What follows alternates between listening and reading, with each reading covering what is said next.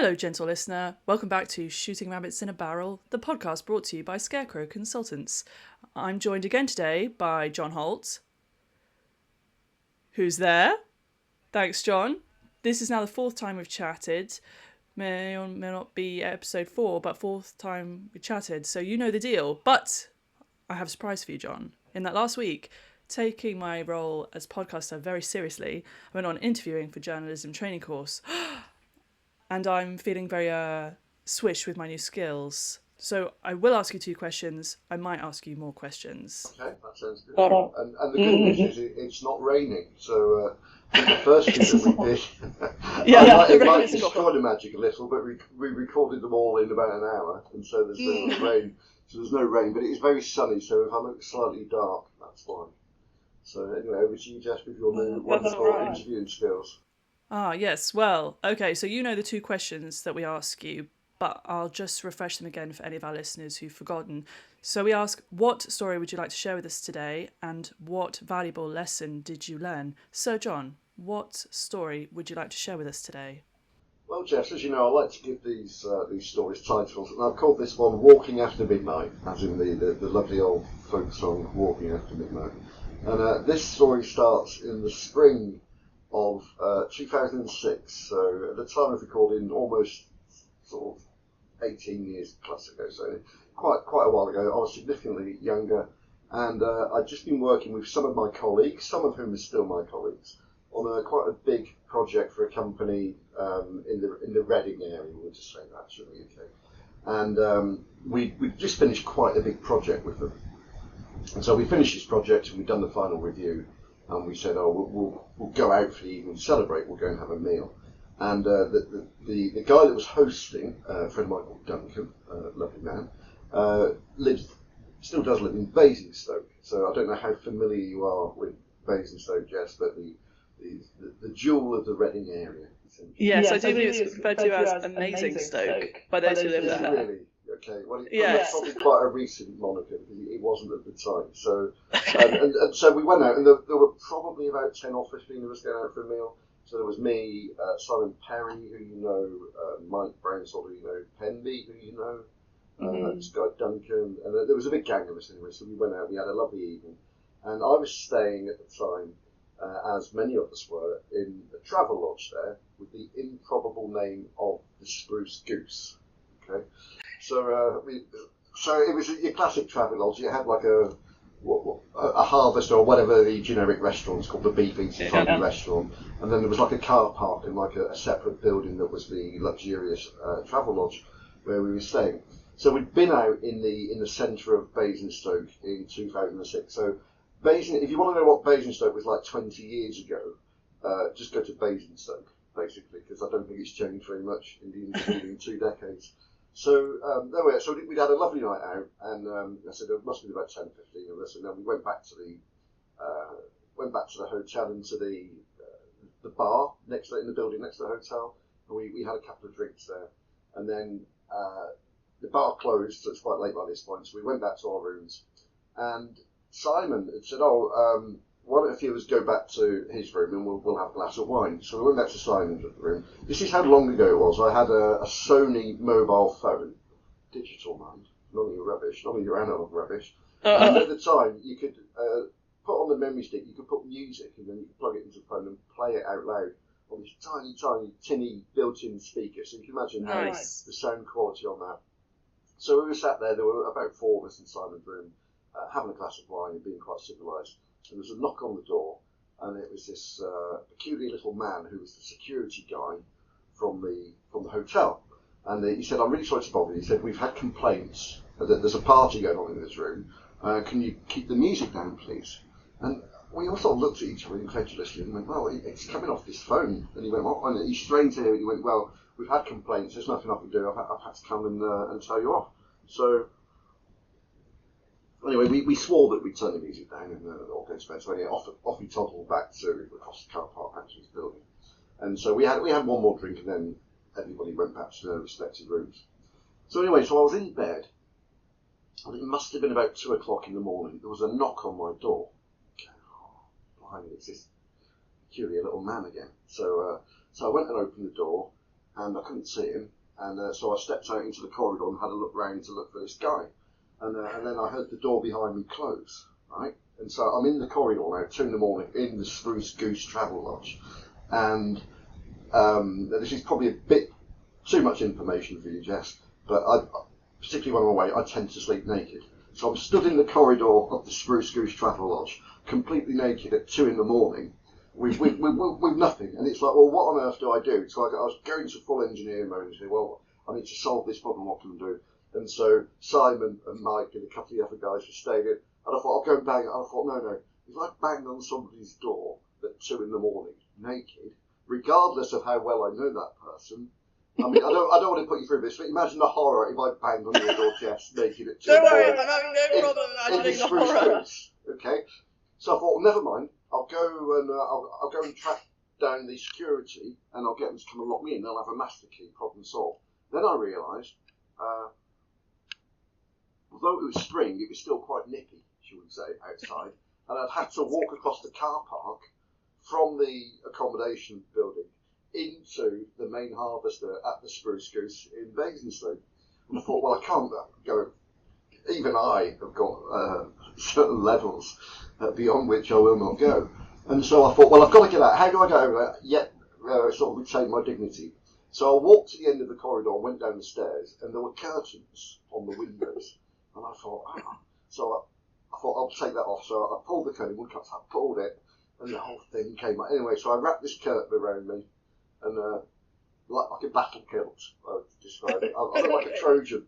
And so I walked across the car park with my battle kilt on, and went into the reception area of the travel lodge. And who sat there but the peculiar little man who 2 hours ago had come and told us off for partying too loud in with the music from my Sony mobile phone.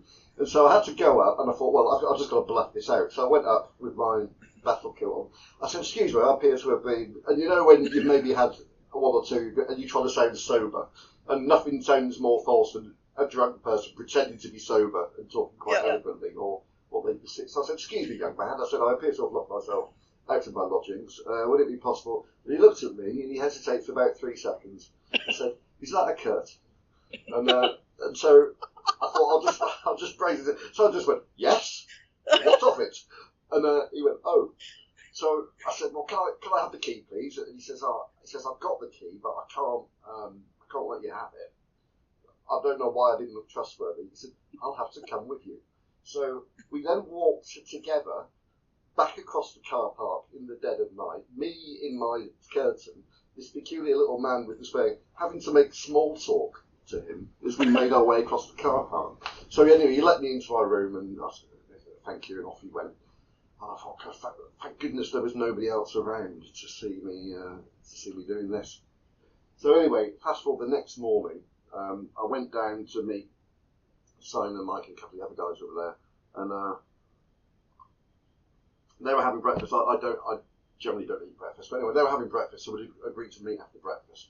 So I went in with my bag and everything, looking all really respectable and whatever. I thought, I just won't say anything. Who's going to know? Okay. So I went in, and Simon said, did you hear that racket last night? I said, no, what? He said, yeah, someone tore the curtains off the window. And he looked at me, and he just said, I think because he knows me quite well, he just said, it was you, wasn't it? And at that point, I had to go, oh God, yes it was. So anyway, so I had to confess all then. So I thought, well, at least it's not going to go any further. So anyway, Simon then told some of my friends where I live in Swansea, one of whom was going to be the best man at my wedding that was a couple of months later. So guess what one of the stories was? At my wedding by the best man. And I thought, well, things can't get any more embarrassing. This was terrible. So there I was, walking after midnight in the Spruce Goose, and it got brought up, it was at my wedding. But there we go. So yikes. Yikes indeed, Jess. Okay, just before I ask you our first sensible question, and this is not based off, this very fancy training. What did you do with the curtain? I think I just left it in the room, so I didn't keep it as a souvenir. But I had my wedding suit made, fashioned from the. So I think I just room. So, Good grief. yeah, I haven't still got it. But, yes, there we go. Wow. Okay. Well, I'm intrigued to see how we can bring this back to systems engineering. But what valuable lesson did you learn, John, from? Let me stop you there. That's not the end of the story, Jess. Oh my God. I didn't think this could get any worse. Fast forward to the winter of 2006, where COSI used to run a thing called the European Systems Engineering Conference in around about November time, and it was at Heriot-Watt University in Scotland. Okay, so Scotland in November, for anybody that's not familiar with the UK climate, is very, very cold. I mentioned that the Spruce Goose is quite nippy in spring. Scotland is really flipping cold at that time of the year. So anyway, I just won best paper at this massive international conference, and very pleased. All the best people. Am I right, John? This was international, just not one of your provincial. So anyway, so there are lots of people congratulating me and buying me drinks and so on. I thought, oh, great. So we were staying at the Heriot-Watt University was where the conference was being held, and we were staying at the student accommodation, which was probably about a 15-minute walk across campus. You can probably see where this is going. Across campus from where we were. So we had lots of drink and everybody was celebrating. Yeah, it was great. So I go back to my room, and at about 2 a.m, there was a knock on my door. And I thought, oh. And then as I went to open the door, I thought, I'm not falling for this again. So I grabbed the towel from the little bathroom, from the ensuite, and I put that round me and opened the door to see what manner of person would be knocking at this hour. So I looked and there was no one there. And I thought, oh. So I went out of the room to have a look round again. Blow me, what happened next? The door slammed behind me. And I thought, well, at least this time I've got the towel on. Okay. So then I had to go, well, where do I go? I had to walk, it's probably a 10 or 15 minute walk across the whole Heriot-Watt campus. In November, it was really cold. Obviously, I don't just go naked apart from shoes and socks in bed. I didn't have any shoes on or anything. I had to walk all the way to the main university security. There were about 3 guys there on the night shift, bawled out their skulls. They see me coming down. She's like, all their birthdays have come at once. So it's yes, can we help you? And I'm going, yeah, I appear to have locked myself, doing my voice again, I appear to have locked myself out of my room. And the towel was quite rigid with frost by this point. And so luckily, they said, oh, do you want us to come with you? And I thought, I'm not doing a 15-minute walk with 3 security guys going back to the room. So they gave me the keys. They had the good grace to give me the keys. And they said, just drop them back in the morning. It's a spare set. Don't worry about coming all the way back. So unfortunately, the exact same thing happened, but this time in sub-zero temperatures in Scotland in November of that year. And that is the end of the story, Jess. Sure.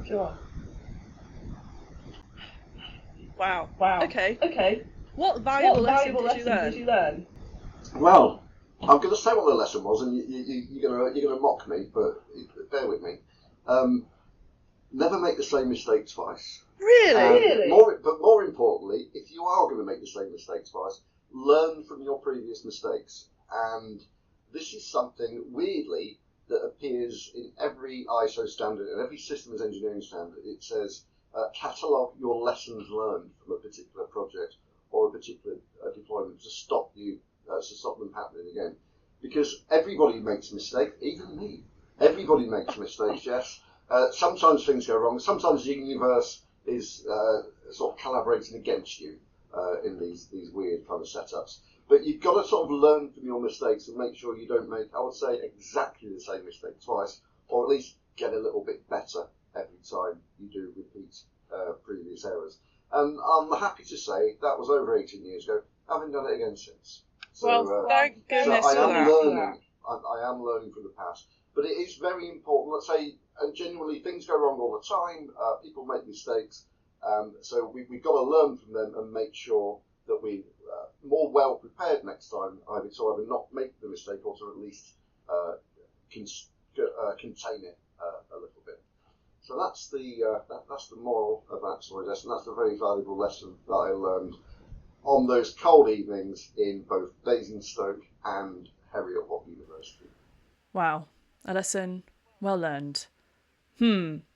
Okay, well, taking it from as you so vividly described, those cold evenings in random UK towns, if you're applying it to, I know you've a lot of industry and academic experience, John, when you've applied that lesson, where have you seen the most value? Have you seen you've applied, okay, we need to learn from our lessons, and then we then avoided this, other than being naked in a hotel car park, in a more industry setting using systems engineering? In a more industrial setting, I think the key is ideally to preempt it, to sort of mitigate against it happening, rather than what I was doing is to say, I'll tell you what, I'll wear a towel this time. Maybe the thing to do is to, I don't know, pin a note to the door saying, John, don't open the door, or something like that. Or actually put mechanisms in place so that it can't happen again. Or if you do, you're at least limiting the responsibility. And this is something, again, it's one of the things we try and get across to people about modelling, for example. And one of the things with modelling is, apart from, there's lots of benefits of modelling, but one of them is it allows you to think out loud, it allows you to visualise. And one of the things that we always do, we try out different ideas. So as humans and as engineers, when we solve problems, we don't just come up with the immediate solution. We try different options, we try different candidate solutions, and then we do the scenarios and do the pros and cons, and we keep the ones that we think are the optimal solution. But the temptation is then to just ignore the others, the ones that didn't work, and leave them. And we always try and get across to people, whenever we're sort of mentoring people or teaching people on courses, you must never throw this information away. Even though things went wrong, you've got to retain that, because that's capturing your decisions that you made. And also it helps you, if you're going to do this formal, what are the lessons that we learned, you can, and again, if you've versioned your model, if you control the evolution of the model, you can kind of go back in time to the different versions and say, well, at this point, we had 4 options. And on the next version, we've narrowed it down to 1. So you can actually go back and capture your decision making. And by using things like, just using notes as part of the model, you can explain the rationale for why you did these things. Because it's all too easy to make these mistakes. And a number of times I've worked on projects when somebody's done something wrong, and then somebody else says, yeah, I did that a few months ago, exactly the same thing. And you just go, yeah, but why? We need to capture that. But also we need to disseminate that and make it available to other people. Which is kind of what I'm doing now, Jess. So I'm hoping that after sitting through this, you will never find yourself walking after midnight across a car park. Yep. I mean, it's unlikely to happen anyway. But thank you for that, John, for sparing me that. I was going to say something really sensible, and now, anyway, so, I think as engineers, we maybe sometimes forget that a big part of what we're doing when we work on these complex technologies, a big part of that is making mistakes and failing effectively, and that as long as we learn from it, we're joking about it like, don't end up... Go ahead, John. We all make mistakes, things go wrong, but we've got to learn from that, definitely. Yeah, for sure. Okay.